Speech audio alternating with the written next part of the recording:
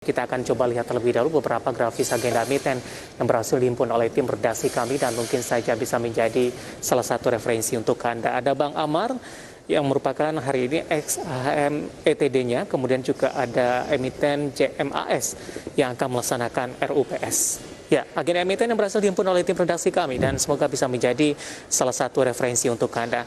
Dan bagaimana proyeksi perdagangan di awal pekan ini? Saat ini kami sudah terhubung melalui Zoom bersama dengan Bapak Arya Santoso yang merupakan Presiden Direktur CSA Institute. Kita akan langsung sapa saja. Pak Arya, selamat pagi, apa kabar Pak?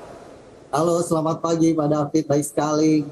Terima kasih Pak Arya sudah meluangkan waktu di IDX Channel. Sebelum kita membahas bagaimana proyeksi untuk perdagangan di awal pekan ini Pak Arya, tidak ada salahnya kita akan review bagaimana perdagangan di sepanjang pekan lalu. Beberapa rekor berhasil dicatatkan oleh indeks harga saham gabungan, namun di akhir pekan indeks harga saham gabungan tertekan pasca dari rilis inflasi Amerika Serikat, tapi tampaknya level 6.800-an masih cukup solid pada akhir pekan lalu. Ya, kita melihat bahwa rally yang telah terjadi dari 6.550 kemudian sampai ke 6.874 ini merupakan satu fenomena yang cukup menarik ya setelah konsolidasi panjang sejak bulan Oktober 2021 sampai dengan di awal 2022. Oleh karena itu cukup wajar di akhir pekan kemarin cukup tertekan sementara ya.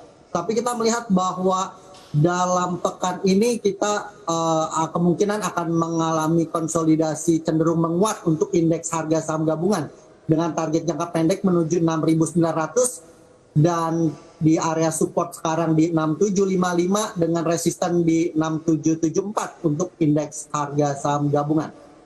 Baik, Pak Arya, salah satu hal yang menarik juga yang bisa diperhatikan adalah ketika dari sisi eksternal banyak sentimen negatif, asing justru banyak masuk ke pasar domestik. Bagaimana Anda melihat kondisi ini? Apakah ini cukup wajar terjadi atau Anda melihat ada beberapa strategi dari investasi asing dan menyasar kepada tujuan-tujuan tertentu dalam hal ini? Mungkin ini asing masuk ketika eksternal lebih banyak sentimen negatif, sementara dari dalam negeri kinerja dari beberapa emiten di 2021 banyak yang mengalami peningkatan signifikan. Dalam hal ini lebih mengajar kepada arah dividen nantinya.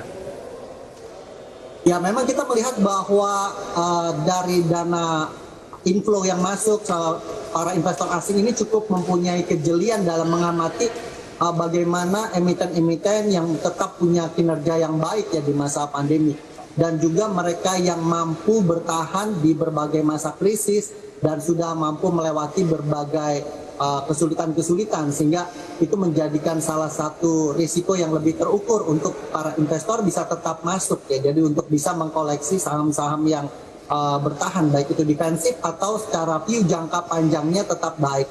Dan ini terlihat bahwa bukan cuma di masa pandemi, tapi di periode-periode sebelumnya dan di dalam masa yang boleh dikatakan return yang tidak terlalu baik di negaranya sendiri akan mencari emerging market sebagai alternatif pilihan.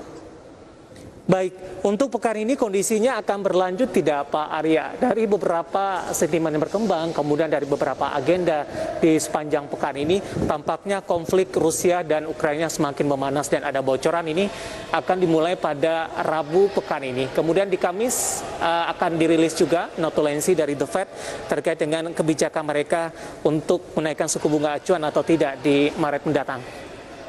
Ya, kita memperhatikan bahwa memang ini merupakan satu dinamika pasar yang terus akan terjadi ya, baik itu kenaikan atau penurunan nilai transaksi di market kita ya. Dan ini akan juga terjadi selanjutnya, bagaimana akan terjadi kenaikan, penurunan gitu dari jumlah transaksi. Tapi kita memperhatikan bahwa adanya inflow dari pihak asing maupun dari investor-investor luar negeri karena melihat bahwa memang adanya disparitas antara tingkat inflasi yang juga sudah cukup tinggi di Amerika dengan return yang mereka harapkan dari instrumen-instrumen keuangan yang mereka bisa tempatkan di market mereka sendiri. Oleh karena itu kita memperkirakan masih akan terus ada inflow di market Indonesia. Baik. Geopolitik antara Rusia dan Ukraina tampaknya cukup memberikan dampak yang signifikan terhadap beberapa harga komoditas. Bagaimana Anda melihat kondisi ini? Ya, memang dalam peristiwa-peristiwa sebelumnya di secara sejarah yang sentimen sementara dengan adanya ketegangan geopolitik akan selalu mempengaruhi harga komoditas ya secara sementara. Namun kenaikan harga minyak sebenarnya sudah berlangsung sejak bulan Mei 2020. Jadi rally ini sudah terjadi dari kisaran harga 20 bahkan sampai sekarang di 90-an ya. Jadi memang masih kemungkinan akan ada upside juga dan pengaruh kepada harga komoditasnya juga masih akan terus berlangsung di beberapa waktu ini jangka pendek. Ya, sebelumnya banyak pihak yang memproyeksikan harga minyak akan menembus di atas level 100, Pak Arya. Bagaimana Anda melihat kondisi ini, terutama dampak kepada Indonesia? Tentu ada plus minus dalam hal ini. Dari sisi komoditas cukup diuntungkan, namun dari sisi lain dampak kepada APBN, kemungkinan kenaikan BBM ke depannya, kemudian harga aftur nanti juga akan naik, kemudian ini juga akan mempengaruhi konsumsi dan posisi inflasi di domestik sendiri.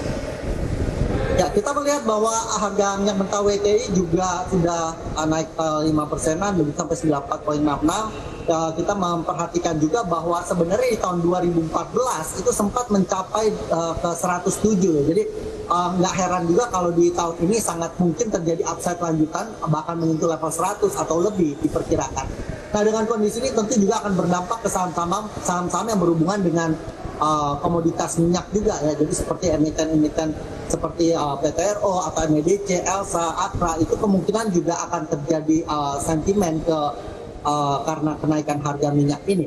Oleh karena itu kita melihat juga bahwa ada penyesuaian harga ya, walaupun sekarang pemerintah memilih untuk di level premium seperti di Pertamax yang turbo begitu, tapi tetap dijaga untuk di level-level di bawahnya, produk yang di bawahnya agar tidak terlalu bergejolak, sehingga dalam masyarakat masih tetap stabil menjaga harga dan menjaga inflasi untuk tetap rendah di Indonesia.